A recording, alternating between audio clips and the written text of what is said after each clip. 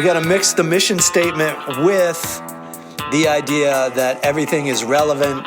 Our stand-up is relevant. Living in New York is relevant because it's all how to deal with day-to-day life. Yeah. Is that generally it? Yeah. And how the littlest things in the world ruin your whole outlook on life just because of one day when it's really not that big of a deal, but we've got to find a way to deal with our fucking anger, basically. Yeah.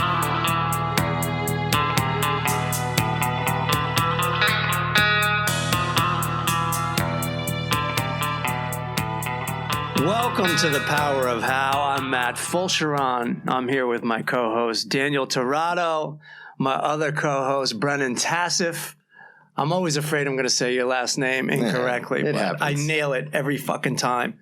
So I need to get from, though? Tassif. It's Serbian, Eastern European. Yeah, so deal with that. I got jokes. This is The Power of How, a.k.a. the Legion of Thanks. We will try our best to keep our eye on the prize of optimism and a healthy perspective on life. And it's not going to be easy this week, gentlemen. Thanksgiving is coming right down the pike. Oh, yeah, I didn't even think about that. Are you going anywhere? No. I'm going to Kentucky for 4 straight days.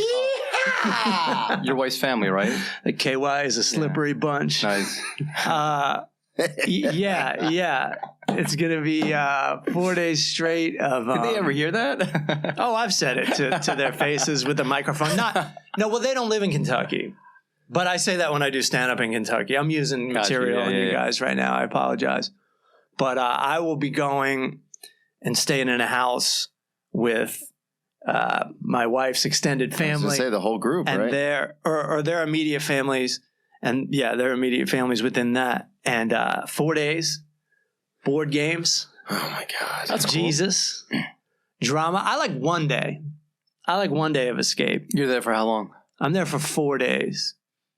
So 1 day is perfect. 2 days is really exceptional. Yeah. 3 days is too long for family, I find, and 4 days is a suicide mission. I think the key, you got to find an Airbnb, man. Well, and you stay for 2 days, just not to disrespect. Yeah. 2 days on your own. Then they have their own space. You have your own space. Yeah. They might get offended, but trust me, they're happy. That's what happens to me. And you're happy too. When I go to visit my family, they go, "You're going to stay with us, right?" And I go, "Well, no, I'm a grown-up now. Like, I'm going to get a hotel." And they go, "No, stay with us." And I'm always like, I've got it. You got, like, it's not a big deal. I got it. And they get kind of... But it is kind of fun to stay with them for like a day or two. Yeah. You get pampered. You get your laundry done. You know. Yeah. I appreciate those little things. Like she goes out of her way, my mom. But it does get a lot. You know, when we had our first baby, my parents came, my wife's mother came, and we were 3. Oh, gosh. Well, we were a total of 6 with a baby in a 1-bedroom apartment. Nice. Because we didn't have the heart nor the knowledge to say we need our space. Right. Thinking that they would help us. Yeah. But Yeah. The way you said thinking they would help us. Well, because you don't know. Yeah. You don't know. And of course, they have a great intention and we're happy that they're there. But, you know, like she just gave birth and we didn't know. We don't know what it's like. Right. To need space. And so on our second one, we were like, all right. Nobody's coming. Yeah, you were going to wait a while and you can come visit whenever, but we're going to need that space to adjust. The second kid is the no bullshit zone, right? Right. Like you've made all of know. I don't know from experience. No, I mean, you know, right. Yeah. You know by the second baby that what to do. Yeah, and what not to do. Right. I was going to say that is the one good thing. When Savannah and I first moved here, she was steadfast in the... We are not a Airbnb or a hotel. Because we're in a 1-bedroom, and it's a bigger 1-bedroom for where we're at, but it's still a 1-bedroom with a 100-pound dog, me and her. So she's like, this is not a hotel for your comedy friends to come up from Florida. My friends are not going to come up and stay here. Well, she laid some great groundwork. Yeah. Because okay, maybe somebody will come stay with you guys, but your friends from Florida, your comedy friends from Florida, you can't get that out. You can't get that word out. And it's actually been so beneficial because now I have like people in my family, like my sisters and even my mom at one point was like, hey, I'm going to come visit. I can just stay with you, right? And since it was already in the back of, because you know me, I'd be like, I mean, yeah, I guess. Yeah. But in the back of my mind, I was like, nope, sorry, can't do it. Just, we don't have the space. My wife is still running a hotel. And we got somebody coming in, a cousin coming in December. And my friend Tim has this art exhibit in LA, and I'm always on this group text just for FOMO's sake. Right. Like, he's always texting me and my friend Randy. He's like, I'm having an art exhibit, and the Beastie Boys are going to be there. And I'm always like, cool, glad I moved to New York. Right. And this time, I texted my wife, and I'm like, when is your cousin coming to visit? And she gave me the dates, and I'm like, yeah, I'm going to be in LA. Like, I just bought the ticket, and my friend actually, I'm not going to give him away, does run a hotel because he's got a nice size house in Los Angeles, and I'm always welcome there. Yeah. So I've decided, instead of sitting around getting the FOMO, I'm just going to LA more. Just go. Fuck it. Yeah. Now, do you guys have the heart to say, because I don't. Yeah. I don't have the heart to say no to my parents if they want to come visit whenever. I'm at the point now. Yeah, I do have the heart to say, yeah, you can't stay. But most people get a look at our apartment and they jump to that conclusion by themselves. Really? Your apartment's dope, man. It's sexy. It's people who are used to living in houses. That is another big thing. When people come up from Florida, they go, this is tiny. We go, this is actually pretty big for where we're at. Right. This is actually a pretty good size. Right. You're spoiled. We can fit a king bed in our bedroom. That's not the case in most Manhattan apartments. But my wife's family is so funny. They're just like, and they all live in big houses, and they're all like, they all want to live in the apartment. Yeah. And that just turns me around because I already have a hard enough time finding space to myself, but I'm sure you've given up on completely being a dad. Yeah. But we give up our beds. When our folks come, we give them our beds. We sleep on the couch. Wow. And it's like, it's our folks, man. It's that's a big thing in AA, and I'm sure it's a big thing for normal people in regular life, but just from my experience being a man child for as long as I have been, is setting boundaries. Oh, yeah. So that's something that Savannah has helped me with because I'm Mr. Like, absolutely, I will make myself so inconvenienced and so resentful to make sure other people are happy. Comfortable. And just hoping that they notice. Yeah, exactly. Go, you know what, man? We're getting in a hotel. But 3 days in. I've gotten better through no fault of my own with setting boundaries. So especially because everyone in my family still drinks. So it's one of those things where I can be like, it's fine for a day, 2 days max. But then by the third day, everyone's going out, having a good time, coming back. And I'm like having to not take care of, but you know what I mean? Like be around. I'm kind of like, all right, I can't. This is not good for me. Does that tempt you to? No, it doesn't tempt me to drink. It just it makes me agitated, which is just like, it puts me in a bad spiritual place, which is something that can eventually lead to me drinking. But I'm never like, oh my God, that looks like so much fun. I want to get wasted. But I'm kind of like, are you children? Like, why am I taking care of everyone? Like, this is ridiculous. Yeah. And then that can make for tension. So it's like I said, finding the boundaries now. And I feel terrible when my mom's like, hey, I want to come visit. And I'm like, we just don't have the space. Inside, I feel bad. But at the same time, I'm like, that's the right call. It's a moment of feeling bad. And then I'm like, it's. And compared to like 4 days of feeling like, like this relationship might be over. Like, I can't go back to my apartment. Right. My wife does something that like, she's the one that wants everybody to stay. But then she'll also open the windows all night long because that's how she likes to sleep. And like even last night, oh my God, the windows were open. When it's 30 and so degrees most outside. people like stay with us once, and then they're like, "That's it. We're not doing it again." Yeah, but that's maybe her trick. No, that's not a trick. If it's a trick, she's trying to get rid of me too.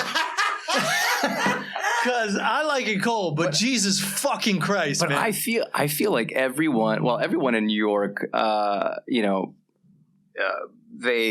wintertime, that's the only one you can balance, the temperature, room temperatures with a window. Yeah. I think Ross Bennett has a great joke about that where, no, I don't know. The level of the window is how he determines the Fahrenheit level with his own heating system. Yeah. Because it's, all apartments are heated. So the only way you can really level it out, if it's always too hot. Yeah. It's hot. With a window. And for those that don't know, a lot of apartments in New York just have automatic heat. Yeah. and you can't control. Nope. Once the building turns it on, it's right, on. Right. So it's more like this. You can't bleed the heaters. It's not even like a compromise of temperature. It's more like it's hot over here and it's cold over here. Right. You know, I'm lucky enough to have a thermostat that pretends it pretends to be a thermostat, but it's really just a thermometer with an on-off switch. Right. So if you see the number get too high, you turn the heat off. And then if you see it get too low, you turn it on, which is nice, which is a luxury. Yeah. Which is funny for as fancy as our city is. They got some old school bullshit. Some of these pre-war buildings, I'm just like, this is ridiculous. Like the radiator above our apartment is leaking, and it has been since we moved in. Like you could even tell where they just sanded it down and painted when we moved in. Yeah. And I'm like, oh, you didn't fix the problem. You just made it look pretty for when we came in. And we moved in the summer, so we never knew. And then last winter, when the radiator got turned on, it started to drip, and then the ceiling started like coming down. Right. And I've been telling my super for a year, like, hey man, like eventually we're gonna have to get this fixed. Yeah. Nobody cares. And then the summer comes around again, everyone forgets about it, and now they turn the heat back on, and the ceiling's like chunks of it are falling out, and I'm like, oh, this is gonna be bad. Yeah, but that's the problem with New York apartments. They're superintending, not superintending. Right. But you walk into an apartment, and if you see a brick wall in any part of North America, that means it's not finished. Yep. But here it's like, whoa, brick wall, it's a luxury. Exposed brick. Exactly. It's like, no, they just didn't finish the job. That's what happened with Bud Freeman. It's insane for the improv. Is that right? Did you know that? No, I didn't know that. So Mike Carano, a buddy of mine, was good friends with Bud, and he was I heard him a few times tell the story about when they found the first improv.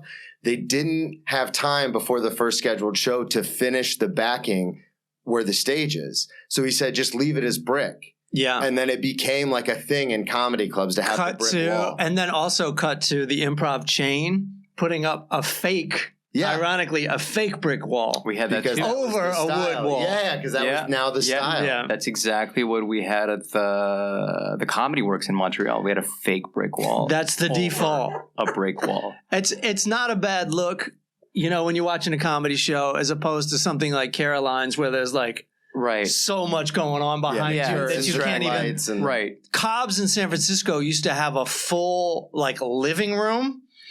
Like a bad local theater act, Right. But it wasn't just a living room. It was intensely decorated, meaning a lot of stuff. Yeah. And then also neonish colors. So you couldn't even spot the comedian on the stage, And that's horrible for tapes. It's horrible for anything. It fries your retina when you're trying to pay attention. Now you're drinking. Right. Now the comic's doing his B material. Now you're asleep. Wake me up for the closer. Right. Wake me up when they put up a brick wall. I think Caroline's is probably the one I like the least. It's so busy. And then also, first of all, there's no good way. I know we're going off on a tangent here, but there's no good way to the stage. You have to go through everyone's dinner and shit. And then have you ever been casual enough, given up on a set there and just looked between the gap in the stage and the wall? And it looks like something out of your basement. There's TV remotes and dust bunnies I never saw that. and more electrical sockets than you can even imagine. In other words, 4 of those multi outlets just plugged into 2. Yeah. And it's just Jesus Christ, this is the abyss. Yeah. Don't fall into this. As long as the audience doesn't see it, it's yeah.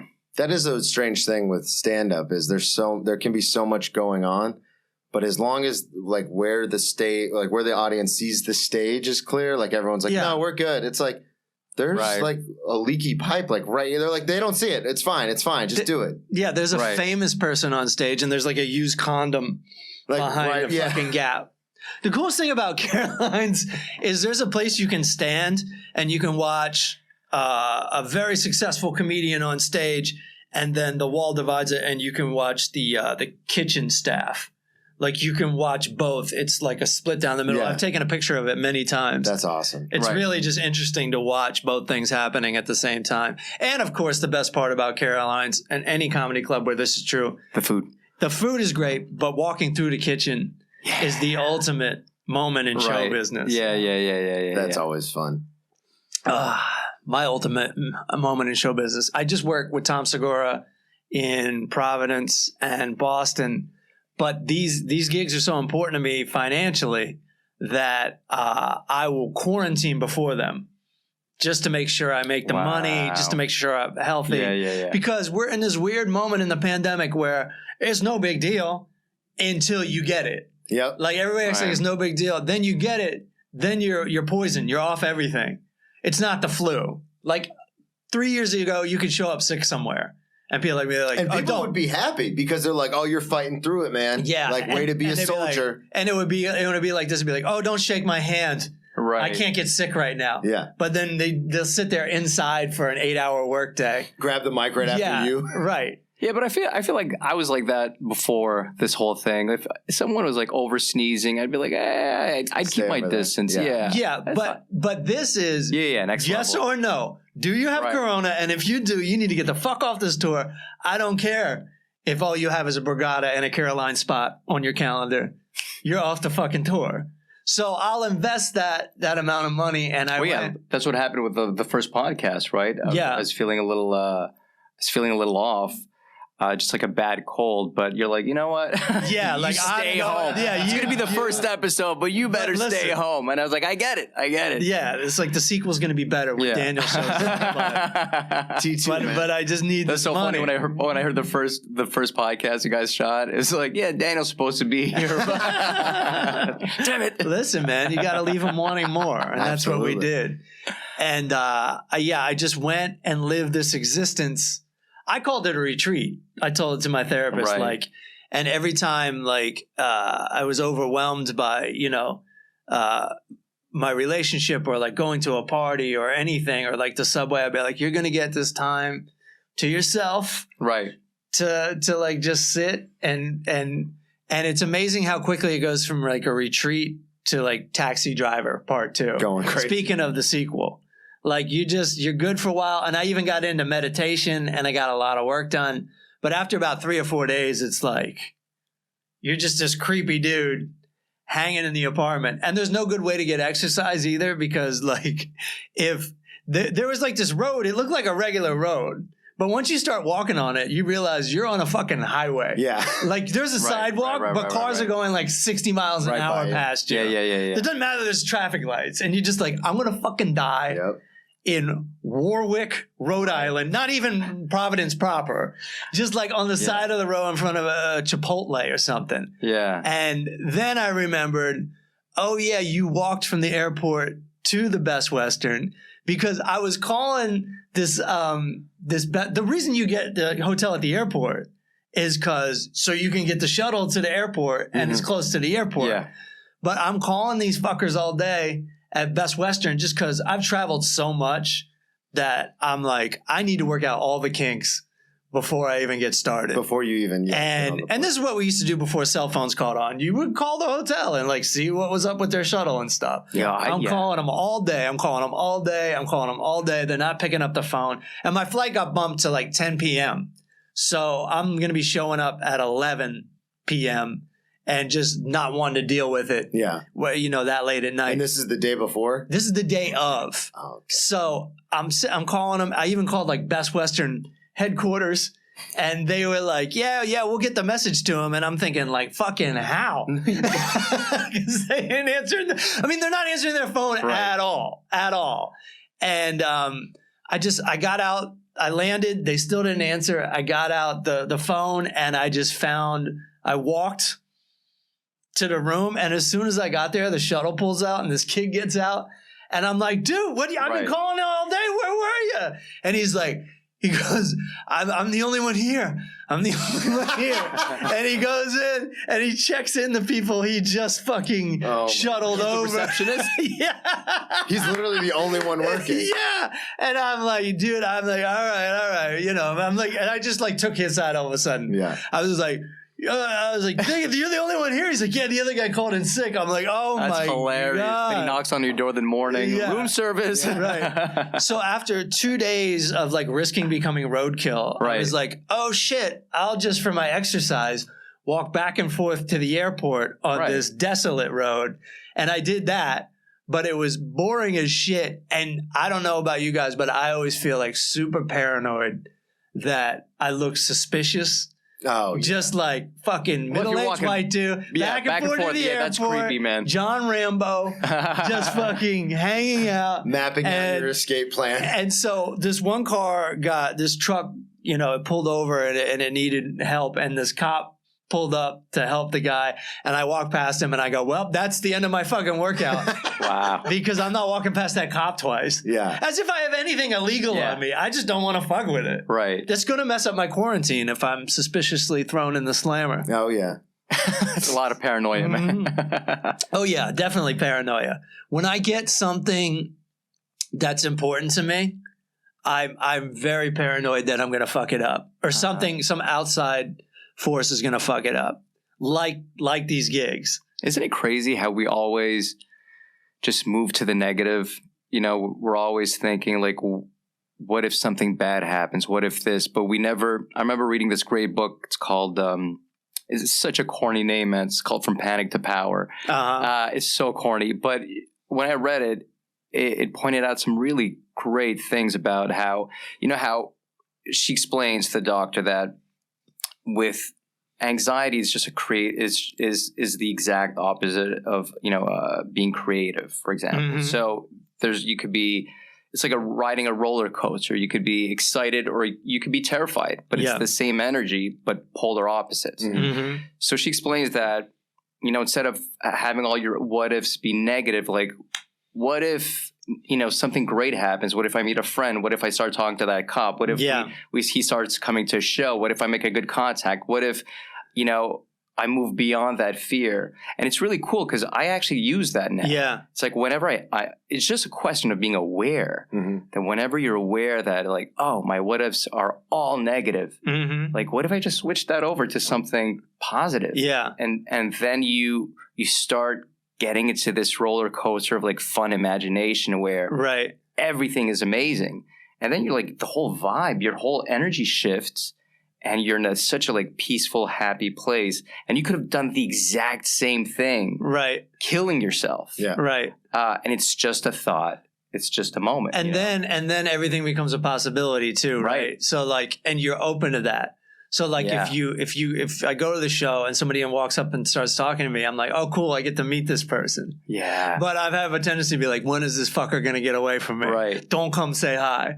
But you don't know. You don't know. Yeah. Well, I think it has a lot to do because just as a society, it's a lot of people go to the negative. And what I mean by that is there are certain opportunities I've had since moving to New York where I do exactly what you're talking. I didn't even know it was like a thing. I just, in my head, for the last 5 years since I've been sober, I was like, I need to be more positive because I always had such an anxious, negative outlook on everything. So I moved to New York and then some of these things start happening and I'd be like, this is it. This is it. And then there are people in my life who are like, no, it's not. Like, you're just going to hang out with your friend at the stand. Like, you're not going to meet Bill Burr and become like his opener. And I was like, but it could happen. Right. And so like, I'm trying to stay positive. I've realized that people around me, and I don't know if it's the people I associate with or if that's just the norm, where people are just like, that's not how that works. Like, that's not going to happen. Well, if you're also surrounded by that energy, if that's not how it's going to happen, that's how it works. That it may be so. There may be some truth to that. Mm-hmm. But if you keep thinking that way, I guarantee you it has worked for me because there are certain things that have happened and then there's a part of me that like the competitors that like I want to run out to people and be like, you said it was never going to happen. Right. But keep maintaining that positive outlook has been super beneficial because there are times, and I've texted you about this, there are times where I'm like, I need to go do a hang, even if no one's around that I know, even if no one's in town, it's like, I need to go to the stand because you never know what's going to happen. And there are so many times where like things don't happen and I'm like, God, maybe I should move back to Florida. Like I'm crazy. But then there are also times where I go there, I'm eating a pizza and then someone walks in that I kind of know. And then we start talking. Next thing you know, I look around and I'm at like the comics table and I'm like, how did this even, like I just came in to eat a pizza and now I'm surrounded by all these like professional comics. And I'm like, yeah, this is what we're willing into existence. This is what we're here for. Yeah. And the type of people that don't see the potential in that are the type of people that don't expect it for themselves and don't exercise that for themselves. But it's so weird because when I moved to New York, everyone was telling me, yo, FaceTime. And I'm like, well, what's this FaceTime? I'm like, it's stage time. Right. And it's not only stage time. I would literally say it's 50-50. I've been arguing that for a while. You know, it's at least 50-50. Yeah, at least. Yeah. And if not FaceTime, maybe even more. Because, you know, if you're in New York and you're doing comedy, I'm guessing you already have the confidence or the foolishness to want to do this. What's which the is difference? One and the same. And two, you got to have some chops if you're hanging around the comedy clubs. You know, if you're if you're hanging around like divey bars, that's another thing. But if you're at the clubs, you know, you're creating that reality, that environment that you want to welcome in your life. But I think it's key to be sure that you can do this, and you can, and you can. And it's just like it's like a moment of it's a thought. That's what's insane. Yeah. I remember once, Tony Robbins, right? Yeah. Do you guys know he offers like an hour of consultation? Not him personally, but his gurus, the Robinettes. Right. The little minions. So they offer like an hour, or I think it's half an hour consultation. So you guys can call, like this toll-free number, and they will coach you for half an hour, and it's free. And I said, I got to try this. I have to call this dude. And then just hearing you talk about it, I'm like, I got to try it. Yeah, you have to try it. You have to try it. So you call, it's half an hour. It's free, you know? So I called this dude. This dude's in Philly. And I'm like, I started telling him about my anxieties and stuff I'm going through. And he said, listen, you can change anything in a moment. I'm like, yeah, I know that. It's like, and he says, no, but I'll give you an example. I want you to get down on all four. I'm like, what? And I'm on the phone with this dude. I'm like, are you serious? So let me put you on speaker. Right. Exactly. And I'm like, I'm not going to do this. Like, just trust me. This is a free half hour. Take a leap of faith. Right. I'm like, he doesn't know what I'm doing. I'm like, fine. I'll play along. Sure. If I'm going to do this, let me do this fully. Right. So I'm on all four. And then he says, all right, now you're on all four. I am. You're on the floor. You're certain? Yeah, I am. So I want you to push out a fart as hard as you can.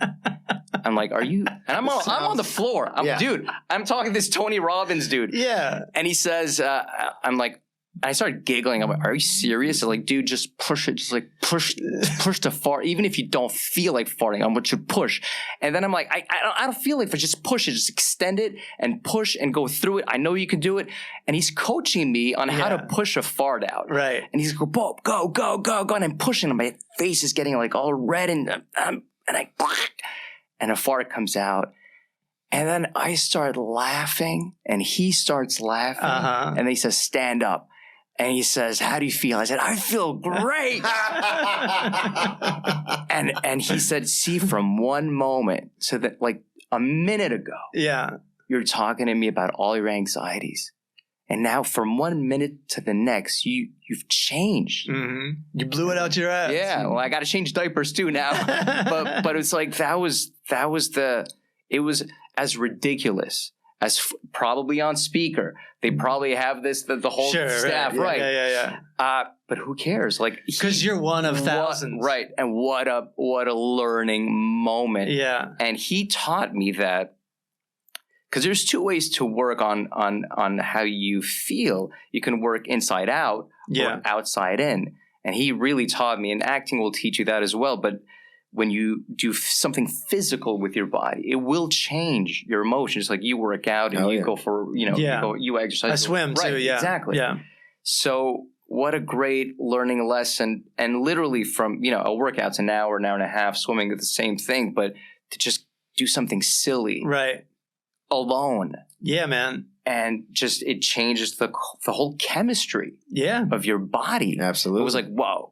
And then I was like, all right, this was great. It's like, all right, the next, session would be like $250. I'm like, I'm good. I think I can blow. I think I can fart on my own. Right. But it was next time I'll try it in the park. I'll up the stakes. But yeah, I highly recommend. I'm all about like trying anything, reading books, working out, going to meditation retreats, talking to therapists, priests, whatever, go to a hair salon. Most barbers are therapists. Oh, yeah. No kidding. They just listen to everything. That's all you need. Someone that's going to listen. And I remember the first time I went to see a therapist, man. First time I ever went to see a therapist. I was like, I must have been like 25 or 26. And I'm sitting in her office and she says, how do you feel about being here? And I said, I feel stupid. And she said, why? I said, because you're probably just as sick as I am. And here I am seeking help from another sick person. And that makes me feel stupid. And she looked at me and she said, that is one of the wisest things I've ever heard. And she said, you're absolutely right. And the point of therapy is to put a mirror in front of you and to hear yourself talk. And just the way that she acknowledged that, it just allowed me to be open. Because she knew, just like a lot of therapists know, or priests, like she knew she was full of shit. Right. No, but there's something so enlightening about that. It's like same thing when I went to see a priest once to confess.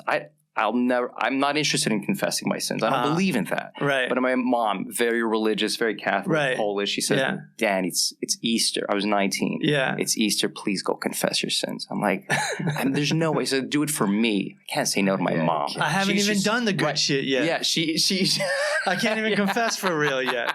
I'll confess when I'm 25. And I can't say no to my mom. And I'm in the booth. And he says, well, you're ready to confess your sins? I'm paraphrasing, but I'm like, all my sins? Like, do I need to share everything? He says, well, share what you want to share. And I said, well, I think it's the same thing. I said, why am I going to share things with you when, the history of the church is polluted? There's nothing that feels right about it. And then he said to me, well, you're right. The church is a sinner. Yeah. And that was the first time I ever heard a priest tell me that the church is a sinner. Right. And I was like, that just again, acknowledging the truth allowed me to be open. Yeah. And I started, so I didn't share every. I like this priest though, because when I just got married in the Catholic Church, and the priest had us watch this video, there was like a bunch of priests going, we molested some children, but like that wasn't like all of us. And like, why would you let that stand in the way? It was basically like, get over it. And they said, what's the big deal? It was an hour of get over it. What's the big deal? You're overreacting. And it's like, okay, maybe, but also you're not the guys to say. You're the guys to make the argument. Right. Let us non-Catholic church people. I don't mean non-Catholics. I mean non-people people aren't in the institution. Let us get over it. Right. Don't be right. Yeah. That's what I'm shocked when I see. I went to this funeral about a few months ago. My landlady lost her husband, and I saw a choir boy, and I'm like, they still do that. Oh yeah. Like, parents still leave their kids alone and like, happy Sunday, that's not like one parent. That's like the husband and the mother, the father. They're both agreeing with everything that we know to just leave their kid alone in a church with a priest. I think it's insane. And I just think it's like, it's like you don't want to face it when you're doing that. You don't want to face that your salvation, people are invested in their soul and everything, and they want to feel like that is over. It's not our guy. And that's exactly what our guy. Not to say that there aren't wonderful priests. Yeah, absolutely. Well, the video's right in a way. I would say most don't, but there's too much of a percentage because you just don't go back from that. Yeah. It's not like, okay, if you get molested 3 times, that's when it sinks in. It only takes once. Right. There's one strike in your it takes you're fucked. It takes a look. Mm-hmm. Yep. It takes a look, man. Yeah. That's all it is. Right. That's why when my niece went in like the little rectory at the church at my wedding, I was like, get out of there. she goes, why? I'm like, you don't want to be alone with a priest. You don't want to know. I'm saying like all this in front of my in-laws. I'm like, you don't want to be alone with a priest. Your mother-in-law must have loved it. They don't really pick up on it because again, but they know. I'm sure they know. They are, but I was still being a certain amount of respectful by saying you don't want to be alone with a priest. Also not wanting to explain it to my niece exactly. Yeah. Just like a nice like little warning. They don't go to church anyway, so they don't know much about it. And it was great. I just so glad my nieces were there because they were like, it was boring. Right. And I'm like, I know, right? But there's something about a church that I just love when there's no mass. Yeah. I just love, I love the silence. I love the scent. I love the quietness. And I love that also people who go there, they go there, whether you believe in what they believe or not, I think it's irrelevant. I think they have this will, this energy to seek good. Mm-hmm. And it's nice to be surrounded by that. And for that hour or two, I mean, I'm not talking about mass. I see what you're saying. Yeah, not mass because I don't enjoy mass. Right, but especially to your point, the older the church, the more spiritual it is. Oh yeah, you know. Well, this is something that, to your point, Daniel, this is something that I've heard, and then I tell people that I sponsor in AA, where it doesn't matter what you believe; it's the fact that you believe in it. Mm-hmm. Like just believing in something is inherently good. To believe in something bigger than yourself. So like you said, it's not necessarily the fact that they're churchgoers or what they're praying to or who they're praying to. It's the fact that they believe in something bigger than themselves. I think goes a long way as far as realizing like I'm not in control of any of this. Yeah. At least in my experience, because that's being a control freak is something that stems anxiety and, chaos in my head and stuff. And so being able to just be like, just let it go, man. Like, just let it happen has been incredibly That's something I have to learn over and over again is that it's out of my control. Yeah, I don't do it at all, hardly ever, but that's something that runs in my head. The moment you tell yourself, you go, oh, yeah. I feel so much better. I can work. I can try my best. Yeah. But like after 5 p.m. or 6 p.m., fuck it. You tried. Yep. I have a teacher that when I went to acting school, he was my Alexander teacher. Are you guys familiar with Alexander technique? No. So it's a technique that a lot of artists use. It's essentially a technique based on releasing your body. So whenever you do whatever you do, it's you do it in complete openness and there's no tension. So. And he's brilliant. He survived cancer. He just caught his second cancer like a little over a year ago, and he's fighting it. He's winning this, and doctors told him here that he was going to die, that he was not going to make it. That his first visit, the doctor told him, "You will literally you can step out of here and die." Okay. That's what they told him, and you will die. And then he researched another hospital in Mexico of all places, and he went to seek treatment over there. They saved his life. 6 years later, cancer came back, and they told him the exact same thing: "You're not going to make it. You're gonna die." And he is completely released. When he receives that information, he doesn't tense up. He didn't get angry. And the first time, that's what he explained. He even wrote a book. It's a mind-blowing book. It's called Bliss: A Hero's Journey. And he explains that when he received the news, there's no fear. It was just, he took it in with openness. And whenever I feel off, he actually takes in students to kind of like readjust the tension in their body to help your body release. And I had like 2 sessions with him maybe a month and a half ago. And it's just it's an incredible. You guys need to try this. I need to try. Yeah. I need to get my acting chops up anyway. So, but it's what's incredible is that whatever happens, the lesson is.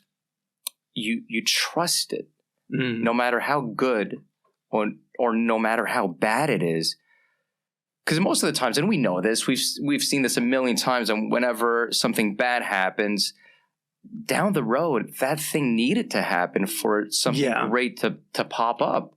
So it could be relationships. It could be, we have countless examples of that. But if we knew that at the moment, would we stress about it? Of course not. Yeah. But because we don't know. But when we connect the dots, it makes sense. It's so many times where people are so like, the key, I can't believe it. But if you just trusted it when the bad happens, and like, I don't know why this is happening. I don't know how I'm angry, and you can allow yourself to be angry, but trust that this is happening for a better good.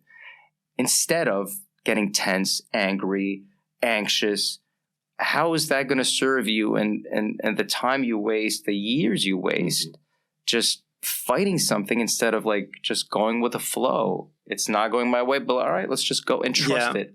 And then when I find myself in that place, and I don't always find myself in that, I get lost. Yeah. Like I go see him, or I go meditate, or I go read, or I work out, I combine them. But when I find myself in that place, I automatically think, oh, my shoulders. Wow, why am I tense now? Mm-hmm. And I release. And then I'm like, and I think, just stay open. Yeah. And we're constantly tense. Walk on the street, brush your teeth, eat an apple. Like our whole bodies are like, we're like a robot. Especially here, especially in New York. Yeah, and then the thought of I just said it, and both your bodies went, oh. Yeah. And you feel differently. Yeah. And you trust yourself.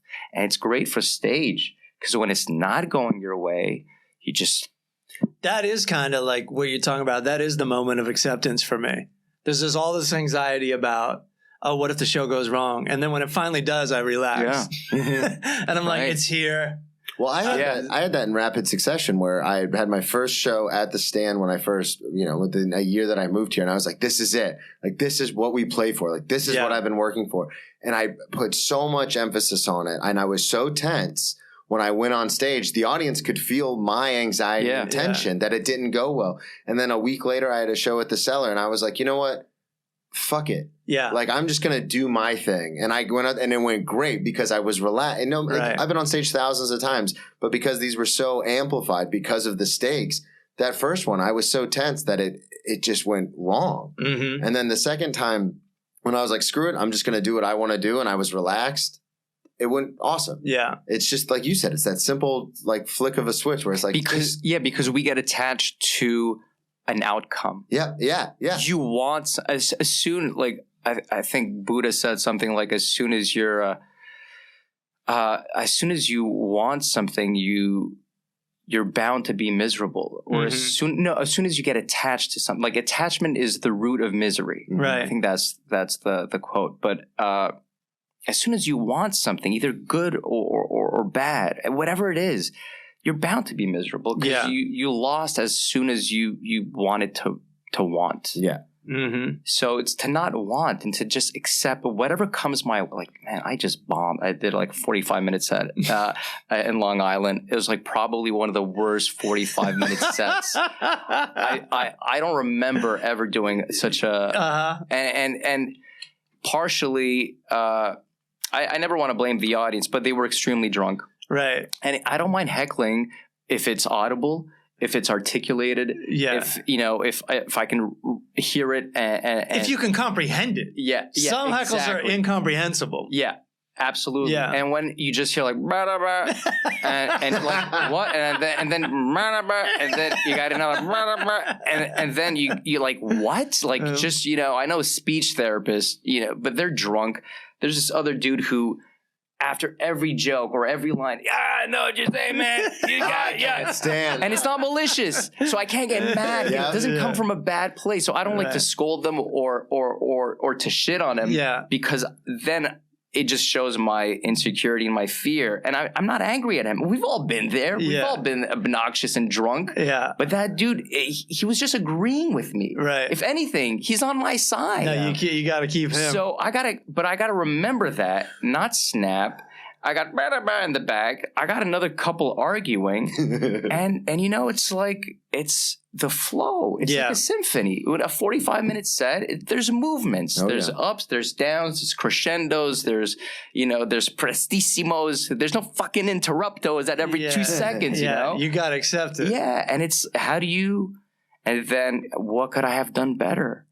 And then there's the responsibility of me as a comedian. How could I have maneuvered this? Yeah. But when it's not comprehensible, and it's coming from different places. And then even the manager told me, like, I haven't seen an audience like that in forever. But then, what's cool about experience is that, the ups aren't so up and the downs aren't so down. Like the vicissitudes are just kind of like, and that's cool. Yeah. So like, it sucked. I'll get him next time. Right.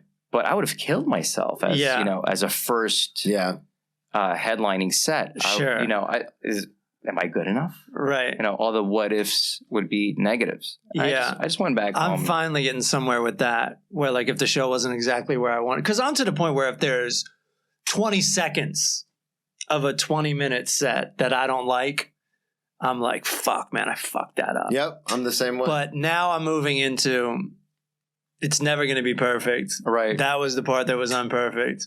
Right. As far as the audience is concerned, did they have a good time or did they not? Right. They're not. I mean, some of them are critics, like internet critics, who will be like, right. He flubbed this, But most people are like, go by the vibe. Did I enjoy it or didn't I?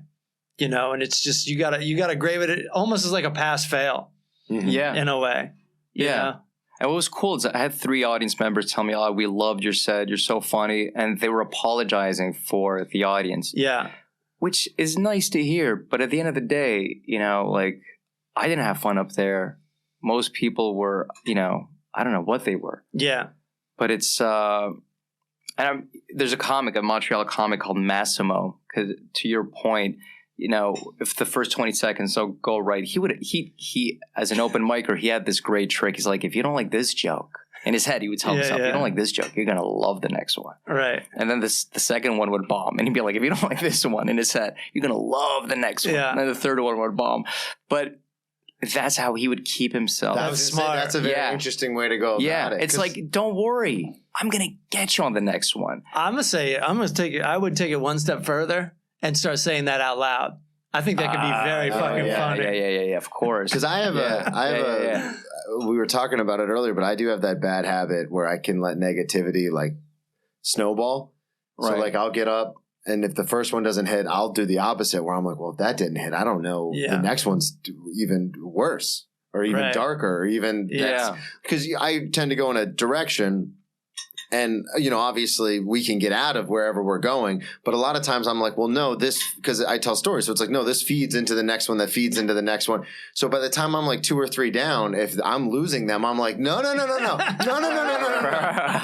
joke all the time. I'm like, if you're not into what I'm saying, this can turn into a TED talk about addiction very quickly. And then it's like, oh, wait, no, you guys don't. It's a joke. Like, we're joking. Yeah. Nothing better than looking at your watch during a 10-minute set. Yeah. You know what I do? You know what's my thing? You know what's my thing? 7 more minutes. When I bomb, sometimes you just forget your jokes. So what I do is like, hey, do you guys want to hear a new joke?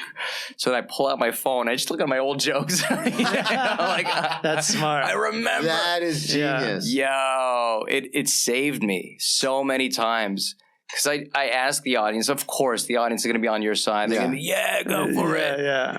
And it's a good little trick that helps me get out of that funk. I still do it analog style where I'll use like one of these little notepads and I'll write out my set list.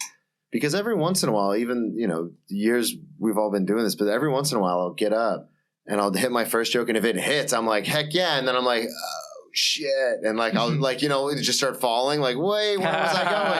And then I'll just like glance at my note real quick because I'll just tear it off and I'll just have like a little piece of paper in my hand and then I'll just glance at it and then I'm like, oh yeah, that's where I'm going. Right. Because it's one of those things where I don't want to seem like obviously I have the jokes memorized, but sometimes I just forget where I'm going. Yeah. So I'll put it in my hand almost like a magician where like the audience won't see and I'll be like, yeah, so yeah. And I'm like, that was super slick. I'm so good at this. Right. And then the audience is like, you could just look at your phone, idiot. Yeah. But I love what Bill Hicks says. You know, it's like, well, you guys. I know the 12 rules and all that stuff. Man. But what's so cool is. But for the audience, it's only do your jokes if you can't think of anything else to say. Right? Is that what you're talking about? Yeah. Like only do your material if you can't think of anything else that's to one say. of the rules. Yeah. And when I go up there, I have no clue what I'm going to say.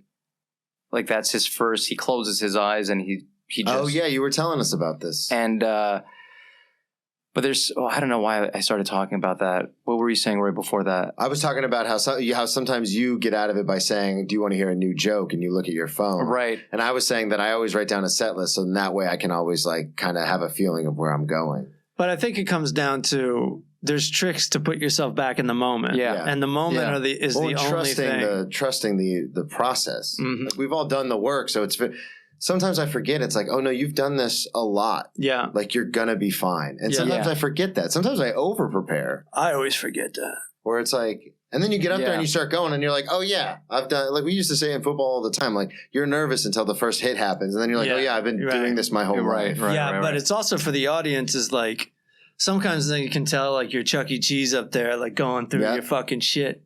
And then if you do anything to let them know that you're not a robot, that this is the moment, that you create some stakes all of a sudden. Right. If you're going to do a Bill Hicks, you might say something, you might dig a hole before the show even starts. Right. That's a moment. Yep. You know? And then that's a good move because then when you do start doing your material, it sounds a lot better than that hole you were digging. Right. And they're like, thank fucking Christ. Right. Yeah. I think that's the key. That's my goal as a comic is to get into that, that comedy zone all the time. And not rely on material, because the times I have the most fun is when I'm not touching my material. Yep. Yeah. And you just trust that you're funny, and it doesn't matter. Those are my favorite moments. Yeah, but if we can just extend those moments, and if you can have it once in a set, then 1 minute during a set, or 2, then 5, and let it be your set. I've never seen Sinbad. I've never seen him. Have you seen him perform? No, I've never seen him live. I've seen him special. Right. Yeah. But, I've never seen him live. But I heard he never writes jokes. He never, he just has an idea and he goes on stage with that idea, with that thought. And that's like dancing. That's like jazz. Some comedian was talking about, and it's somebody famous, but I forget who, was talking about how they were in Montreal for the festival. Right. And they went sneaker shopping. He went sneaker shopping with Sinbad. I think it was Norm Macdonald actually. Nice. And he goes up and he does his material. He's very funny. He's a great writer. And who's this Norm Macdonald? Norm. Yeah, no. And then fucking Sinbad goes up there and spends like a half an hour or an hour or something talking about sneaker shopping. And Norm's like, what the fuck? He came up with that today? Right. And it's more like, no, he came up with that right now. Right this minute. Yeah. Right. I'll do that sometimes too. And I flop with that shit too. I'll be like, I'll talk about buying sneakers. I'll be like, I went sneaker shopping today. Isn't that what I wanted? Hey, my wife's weird. Yeah, I'm like right back into material. Right back into material. I'm like, what do I got to say about this shit? I have done that before. I was unhappy, but how do I express that? I actually am a writer, you know? Yeah. Oh my God, I'm just going to riff on this thing. Yeah, this was funny in the moment. I'll just go talk. I can convey that to an audience. Because I do have riff skills, but then sometimes I'm just like, you reach up on the shelf and the book ain't there. You're like, right. What the fuck? I know this book's down here. But I think it boils down to confidence. Mm-hmm. I think that's all. Confidence and comfort, man. Yeah. But once you're confident, you're comfortable automatically. Yeah, right. Or maybe the other way around. Once you're comfortable, you become confident. Yeah. I don't know what way it goes, but it's as soon as we try to freestyle and it doesn't work, then fear kicks in. Go back to material. Then you become a robot. Then you're not having fun anymore. And then it's like, why am I doing? Yeah, what is this? Because there's sometimes where I've said something and then everyone laughs and I'm like, oh, I had no intention of going down this path. But like once you have the momentum, like you said, once you're confident, I'm like, oh, let's just keep going. Yeah. And then there's other times you'll try to force it. Be like, I'm going to do this because I'm funny and I know this will work and I'll get new material out of it. And then you're looking for the book like, guys. But see, there you go. You have a want. Yeah. You have an outcome. I'm going to do this because I know. So the outcome is there. As soon as you have that and you don't let it go, you're already screwed. It's already over before there was the Comedy Store in LA is one of those places where, at least when I was performing there a lot, like late night spots. Yeah. You were doomed if you did material. Well, how would you they were know? just doomed because they could smell it from the comics or the audience. Or the audience, the 15 drunken people there. Because it was already so loosey goosey that if you went up there and it sounded rehearsed, they can feel it. They can tell. They can tell. So you really have to be coming up with at least half the set. Wow. Like on the spot. And it goes horribly wrong for people and myself, and it goes horribly right. But you're just like, you can't get caught up and sitting in the parking lot like, what the fuck just happened? It was like you went on a suicide mission anyway. Right. Like just accept that. Right.